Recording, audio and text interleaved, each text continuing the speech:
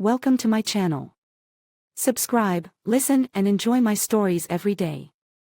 It's a humid Thursday evening, and the city is cloaked in a thin mist that blurs the edges of reality.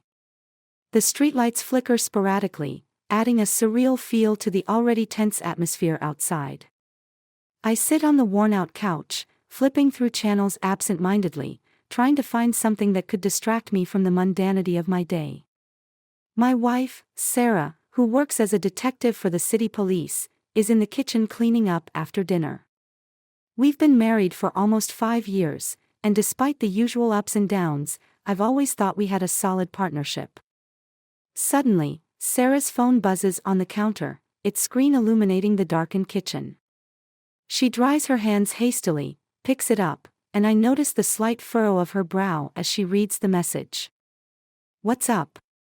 I ask, trying to sound casual, but the unease in her expression makes my curiosity spike.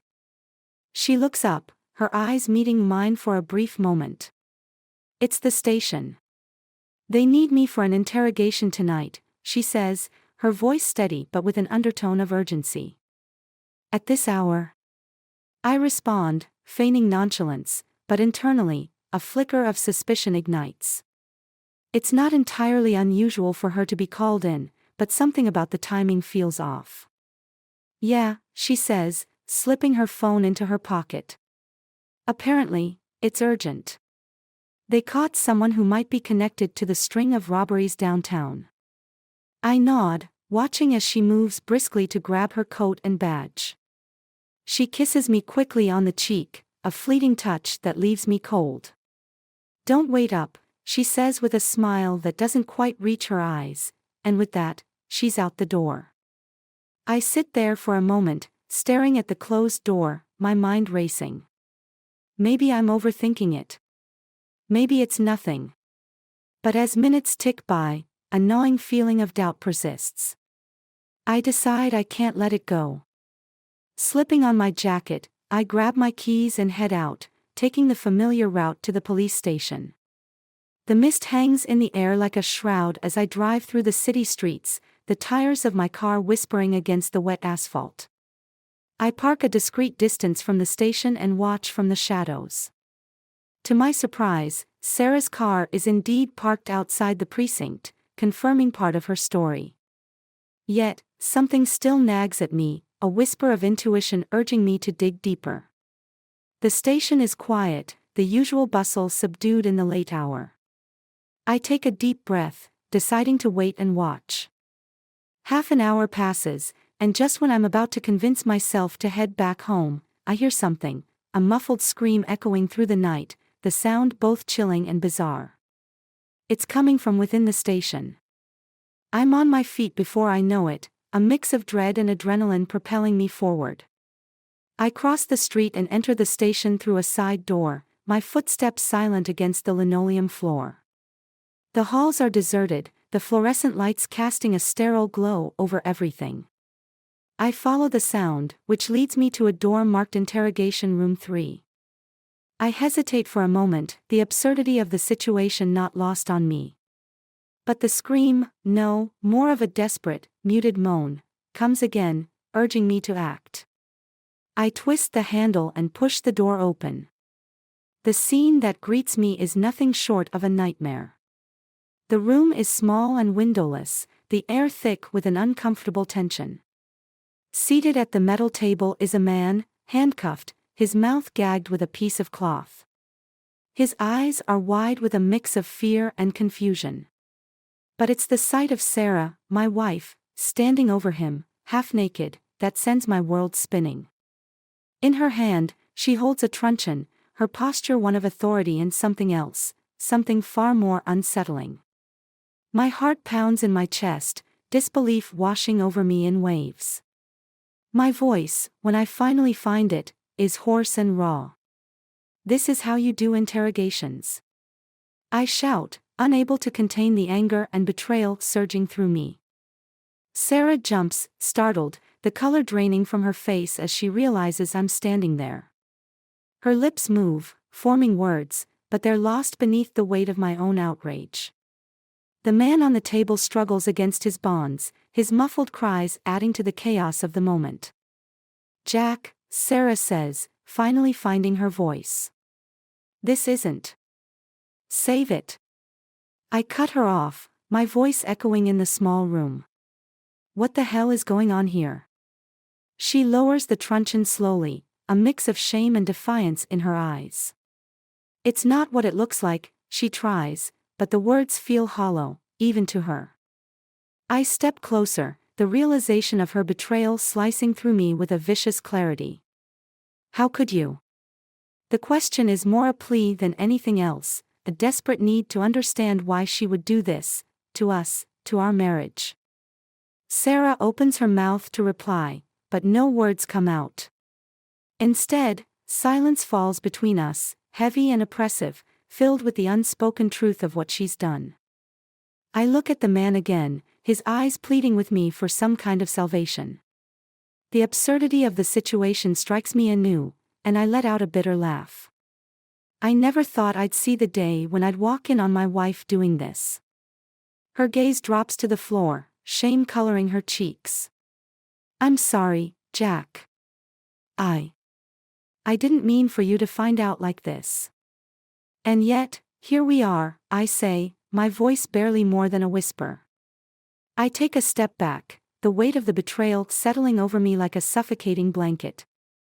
The woman I thought I knew, the woman I had built a life with, had shattered everything with a single act. In that moment, I know there's no going back.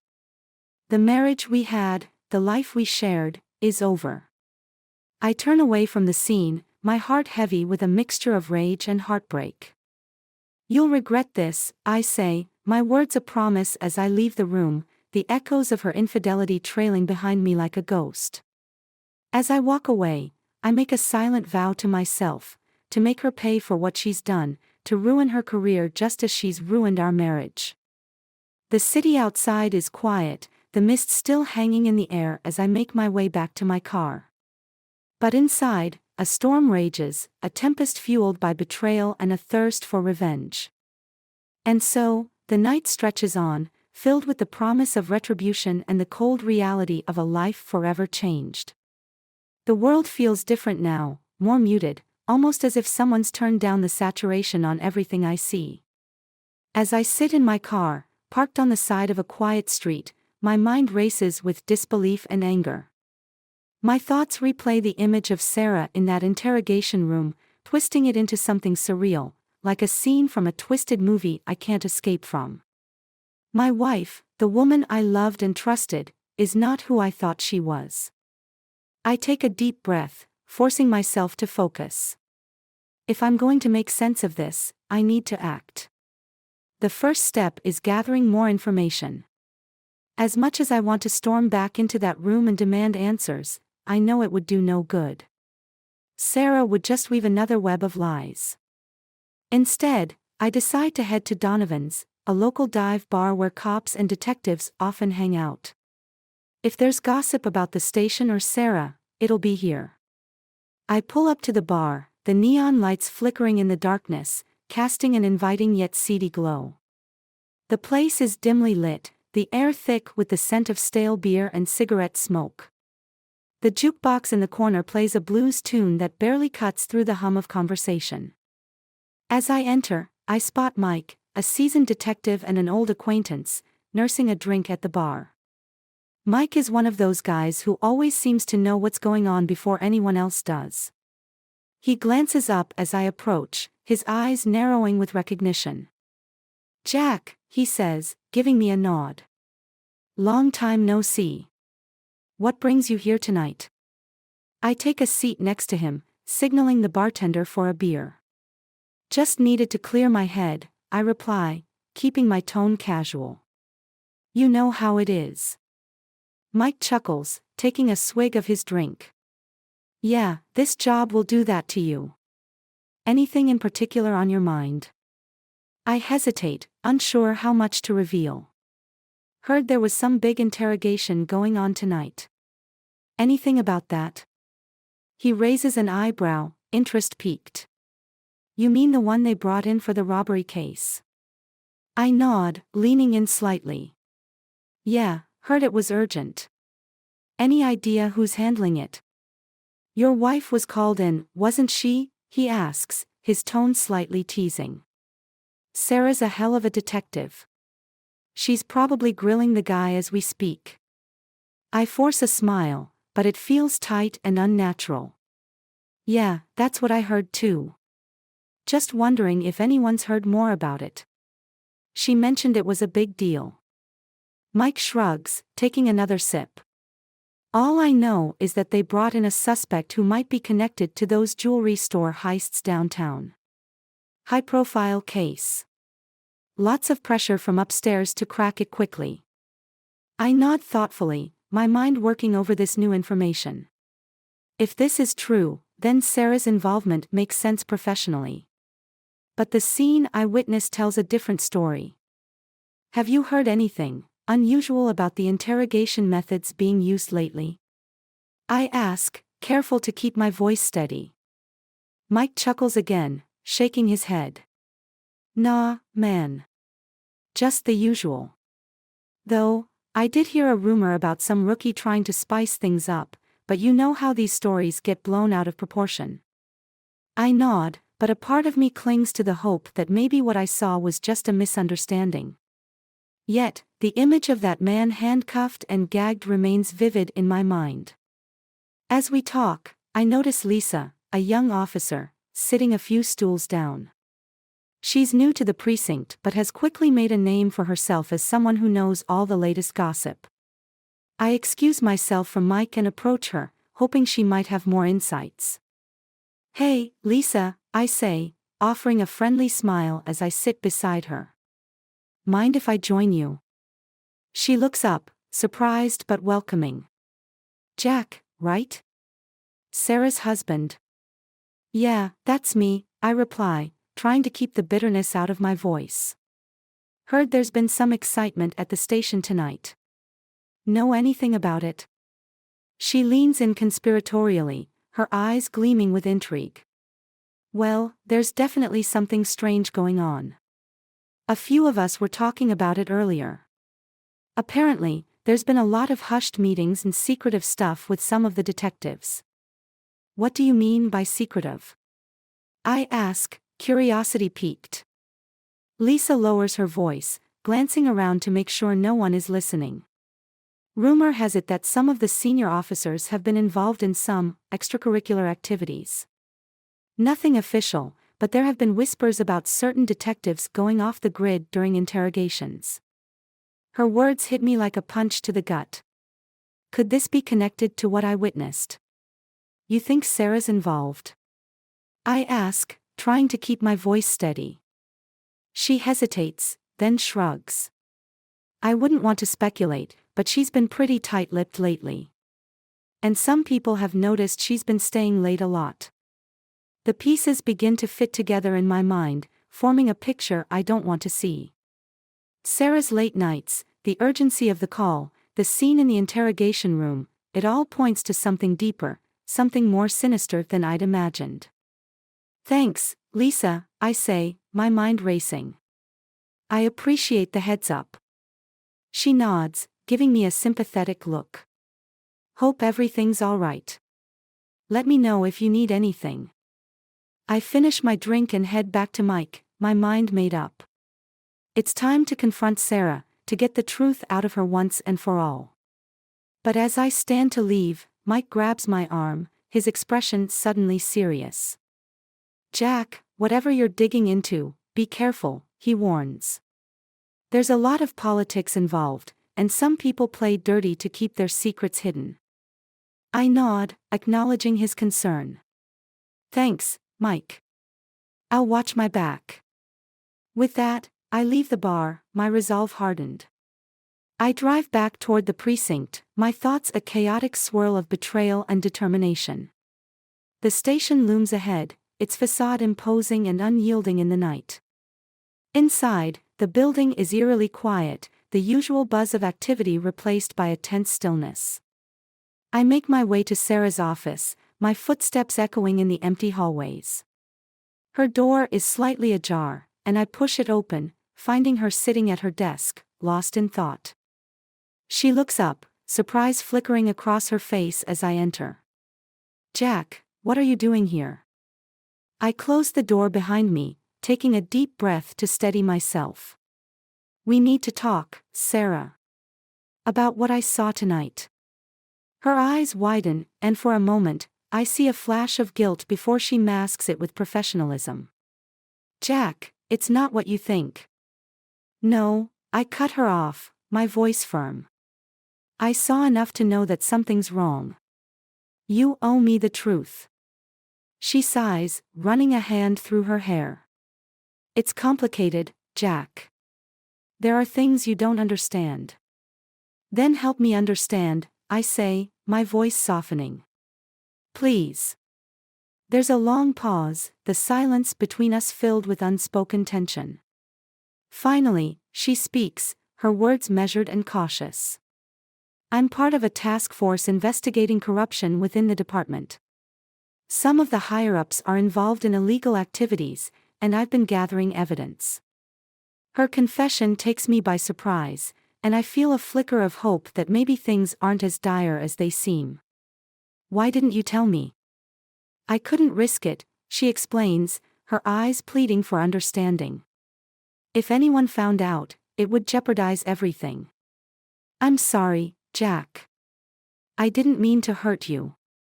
Her words hang in the air, and I find myself torn between anger and sympathy. I want to believe her, to trust that she's telling the truth. But the memory of that night, of her betrayal, lingers in my mind. "What about the man in the interrogation room?" I ask, my voice tinged with skepticism. She hesitates, then says, "He's an informant. We staged the scene to gather intel on the officers involved. It was supposed to look like a legitimate interrogation to throw off anyone watching." Her explanation sounds plausible, yet something in her tone makes me hesitate. I want to trust her, to believe that she's the woman I fell in love with. But doubt lingers, a persistent shadow that refuses to fade. "I need proof, Sarah," I say finally. "I need to know you're telling the truth." She nods, determination in her eyes. "I can show you, but you have to promise me you won't tell anyone. It's dangerous, Jack. More than you know." I agree, the weight of our conversation settling over me like a heavy cloak. Together, we'll uncover the truth, whatever it may be. But as we leave her office, I can't shake the feeling that we're stepping into a deeper conspiracy, one that could destroy everything if we're not careful.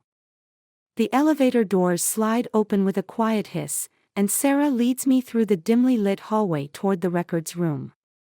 Her demeanor is a mix of determination and anxiety, every step echoing with the weight of what's at stake.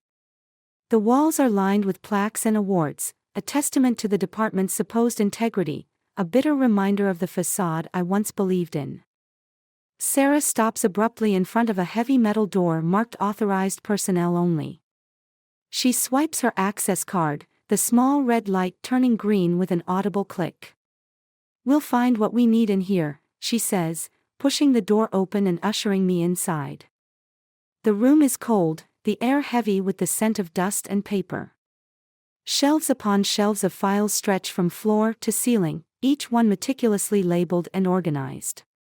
It's a labyrinth of secrets, and somewhere within lies the truth about the corruption Sarah claims to be investigating. She walks to a shelf at the far end of the room and pulls out a thick file. "This is it," she says, placing it on the table in front of us. "Everything we have on the officers involved. It's risky, but it's the only way to prove what I'm saying." I glance at the file, my heart pounding with a mix of anticipation and dread. "How deep does this go?" I ask, my voice barely above a whisper. Sarah meets my gaze, her eyes shadowed with fatigue and resolve. "Deeper than anyone suspects. We're talking about officers on the take, covering for organized crime, and even smuggling evidence out of lockup." Her words send a chill down my spine. If this is true, the entire foundation of the department is rotten. It's no wonder she's been so secretive, so guarded. Yet, as I stand there, part of me still wrestles with doubt. Why didn't you come to me sooner? I ask, the question laced with the pain of betrayal. I wanted to, she admits, her voice trembling with sincerity. But I couldn't risk dragging you into this without knowing how deep it went. If anyone found out you were involved, it would have put you in danger. Her explanation makes sense, yet the image of her in that interrogation room lingers. And the man I saw. The one handcuffed and gagged. She sighs, her shoulders sagging under the weight of the truth. He's an undercover operative from another precinct. We staged the scene to make it look like a brutal interrogation, hoping to bait the corrupt officers into making a move. It was risky, but necessary. I take a deep breath, processing her words. The complexity of the situation unfolds like a tangled web, each strand more dangerous than the last. So, what's our next step? We need to go through these files, she replies, flipping open the first page. Find any inconsistencies, any signs that tie the officers to illegal activities. If we can compile enough evidence, we can take it to internal affairs. I nod, understanding the gravity of what we're about to do. The thought of exposing this corruption, of bringing justice to those who think themselves untouchable, fills me with a renewed sense of purpose. Together, we dive into the files, the silence of the room broken only by the rustling of paper and the occasional scribble of notes. Hours pass, and the night deepens. The world outside is still and silent, but inside, the tension builds with each new discovery. As we sift through the evidence, a picture begins to form, a tapestry of deceit and betrayal, woven by those sworn to protect and serve. Suddenly, a noise from outside the door breaks the concentration. I freeze, my pulse quickening. The sound of footsteps approaches, heavy and deliberate. Someone's coming, Sarah whispers, her eyes wide with urgency.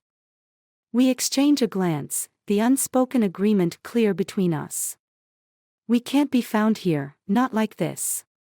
Swiftly, we gather the files, tucking them back into their places on the shelves.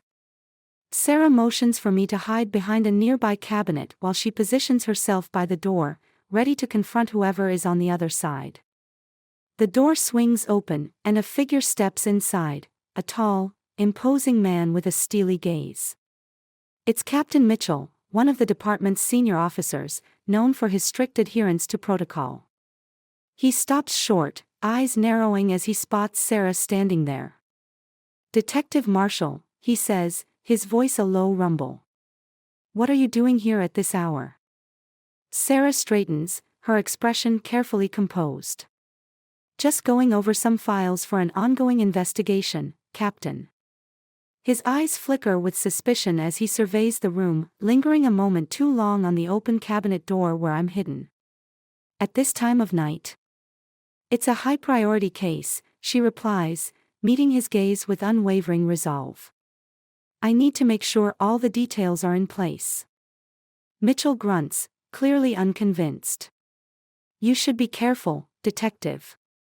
There are rumors floating around about certain activities happening off the books. Wouldn't want you getting caught up in something unsavory." The implication hangs heavy in the air, a thinly veiled threat. Sarah doesn't flinch, her composure unbroken. "I understand, Captain. I'll keep that in mind." With a final, lingering glance, Mitchell turns and leaves, the door closing behind him with an ominous thud. I emerge from my hiding spot, my heart racing.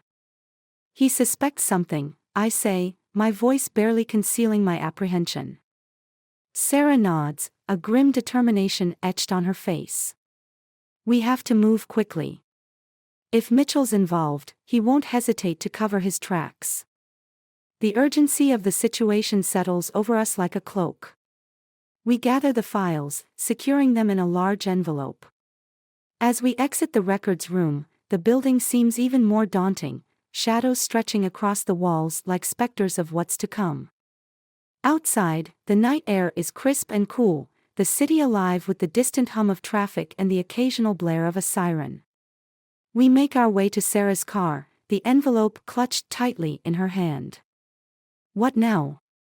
I ask, glancing around for any signs of danger.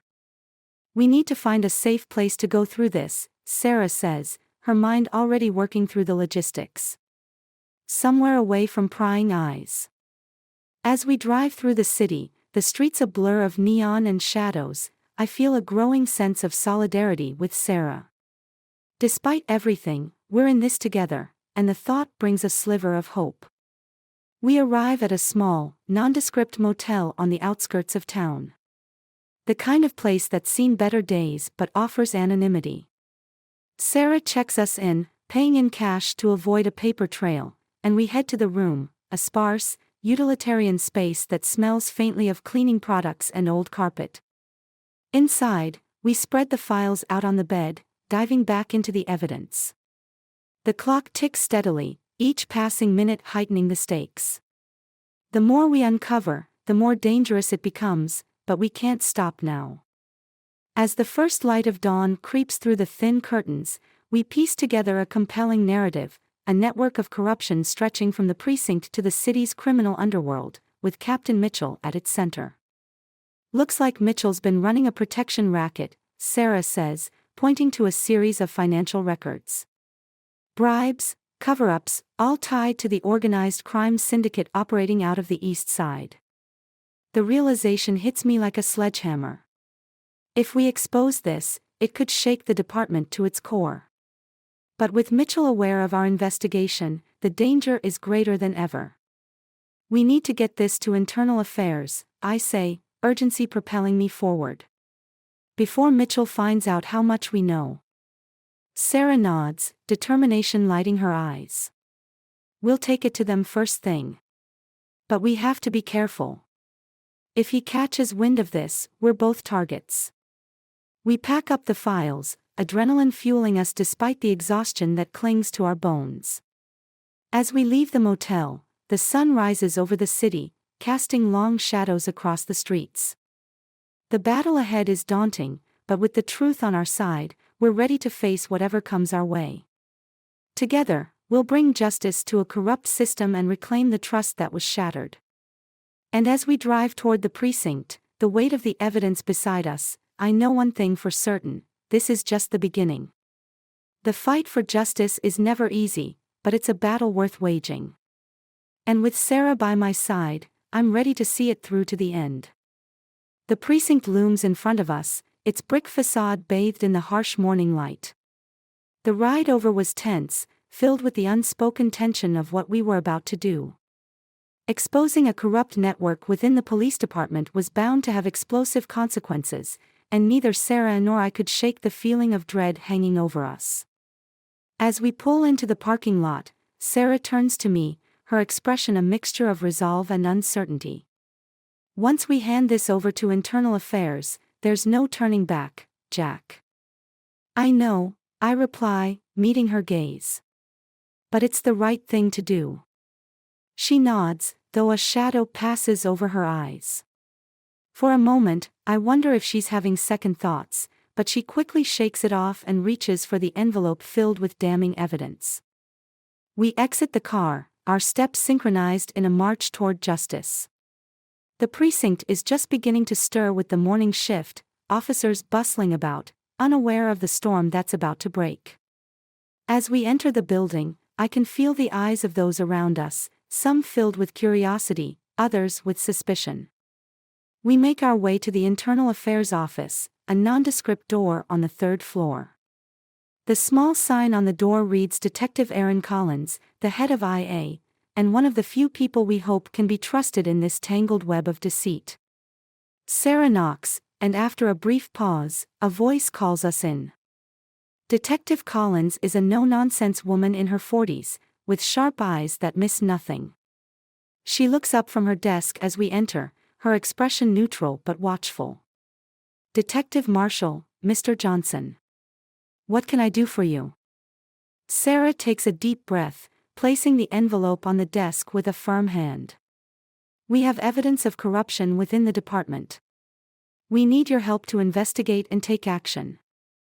Collins raises an eyebrow, leaning forward to inspect the envelope. Corruption. That's a serious accusation. What are we looking at here? Everything from bribery to collusion with organized crime, I explain, my voice steady. Captain Mitchell is at the center of it. Collins opens the envelope, flipping through the documents with practiced efficiency. Her eyes widen slightly as she absorbs the information, the severity of it not lost on her. This is substantial, she says, finally looking up. If this is true, it could take down half the department. It is true, Sarah insists, her voice carrying the weight of conviction. But we need to move fast. Mitchell's already suspicious, and if he catches wind of this. Collins nods, already formulating a plan. I'll initiate an investigation immediately. But I'll need you both to provide statements and testify, if necessary. Are you prepared for that? We both nod, understanding the gravity of what we've committed to. But as we finalize the details, a nagging thought tugs at the back of my mind, a sense that not everything is as it seems. Just as we're about to leave, the door bursts open, and Mitchell strides in, his face a mask of barely contained fury. Detective Collins, I demand to know what's going on here. Collins stands, her demeanor unflinching. Captain Mitchell, please step outside. We're in the middle of an important. I don't care what you're in the middle of, he snaps, his gaze shifting to Sarah and me with burning intensity. I know exactly what you're trying to do. The room falls into a tense silence, the air crackling with the threat of confrontation. Mitchell takes a step forward, his voice low and dangerous. You think you can just waltz in here with some fabricated evidence and take me down? You're both out of your depth. I step in front of Sarah, my anger bubbling to the surface. We have the truth on our side, Mitchell. It's over for you. A sly smile spreads across Mitchell's face, one that sends a shiver down my spine. You think so? Let's see how far your truth gets you. Before I can react, he lunges at me, and chaos erupts in the small office. Papers scatter as the desk crashes to the floor, and I find myself grappling with Mitchell, his strength surprising for his age. Sarah rushes to my aid, trying to pry him off, but he's relentless. Security! Collins shouts, reaching for her phone to call for backup. Mitchell manages to break free, shoving me back against the wall. You have no idea who you're dealing with, he sneers, his eyes wild with desperation. As we struggle, Sarah's phone slips from her pocket, landing on the floor. It lights up with a series of notifications, one catching my eye, a text message from an unknown number. The words make my blood run cold, phase 1 complete. Awaiting further instructions. Sarah, I call out, my voice strained as I try to fend off Mitchell. What's this? She glances down, the color draining from her face as she realizes what's happened. Her hesitation is all Mitchell needs to twist free from my grip and make a dash for the door. In the chaos, I scramble to my feet, grabbing the phone and reading the message again. It hits me like a freight train, the implications crashing over me in waves. You knew about this? I ask, my voice breaking with disbelief. Sarah's eyes are wide, filled with something I can't quite place, fear, guilt, perhaps even regret. Jack, I can explain. But the words hang between us, hollow and inadequate. The room is a blur of movement as officers rush in to restrain Mitchell, but my focus is solely on Sarah. What have you done? I demand, my voice rising with the tide of betrayal. Were you in on this the whole time? She shakes her head, stepping closer, her hands reaching out in a plea. It's not what you think, Jack. I was trying to protect you. Protect me. I scoff, the bitterness in my voice palpable. By deceiving me. By orchestrating this whole charade. It wasn't like that, she insists, desperation tinging her words. I was approached by people who said they could help bring down the corruption. I thought it was the right thing to do. And yet, you never thought to tell me. To trust me with the truth. Her silence is deafening, and in that moment, the final thread of our relationship snaps. The trust, the love, the life we'd built together, all of it unraveling in the face of her deception. Jack, please, she begs, tears welling in her eyes. I didn't want it to end like this. But it has ended. The betrayal is too deep, the damage irreversible. I turn away, the weight of what we've lost pressing down on me like a physical force. As I walk out of the office, the noise of the station fades to a dull roar, my heart heavy with the knowledge that nothing will ever be the same. Sarah's voice calls after me, but I don't look back. The woman I thought I knew, the life we shared, it's all gone. In the aftermath, I realize the irony of it all. The corruption we sought to expose wasn't just in the department, it had infiltrated my life, poisoning everything I held dear. And as I step into the daylight, I make a vow to myself to move forward, to rebuild from the ashes of betrayal. The fight for justice continues, but it's a battle I'll face alone. The truth may have set me free, but it's a freedom that comes with a heavy price. And as I walk away from the precinct, the city unfolds before me, a reminder that life is unpredictable, and that trust, once broken, can never truly be restored. In the end, Sarah and I are strangers once more, our paths diverging in the wake of shattered dreams and broken promises. The deception is revealed, and with it, the finality of a love that couldn't withstand the truth. Our story ends here, a cautionary tale of betrayal and the cost of uncovering what lies beneath the surface.